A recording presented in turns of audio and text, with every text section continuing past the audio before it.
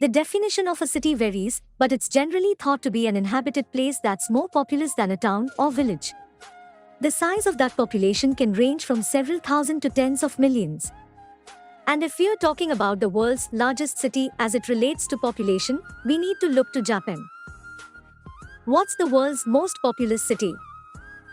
According to the ANJU World Cities Report for 2018, Tokyo is the largest city on Earth, with a population of more than 37 million occupying the metro area. For comparison, there are fewer people living in the entire state of Texas, about 28.6 million, or on the entire continent of Australia, approximately 25.5 million. The population residing within Tokyo's official city limits is smaller at 14 million, though that's still impressive. The Japanese capital saw its first population dip in a quarter of a century during the COVID-19 pandemic, but it hasn't lost its number one spot on the list. The next most populous urban area is Delhi, India, which was home to around 31.1 million residents in 2018. Though it's America's biggest city, New York doesn't come close to the top of the ranking.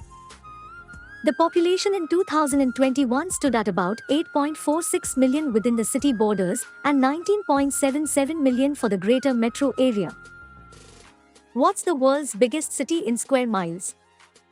New York may be small compared to some Asian cities, but it holds a different international superlative. If your definition of the world's biggest city looks at literal size rather than population, the Big Apple takes the cake. Its square mileage ranges from 3,300 to 4,700 square miles, depending on what sources you look at.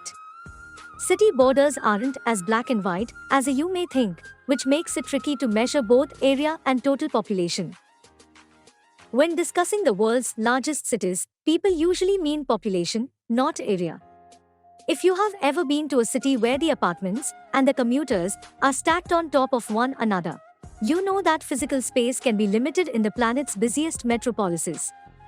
To see how crowded America's cities can get, here are the most and least.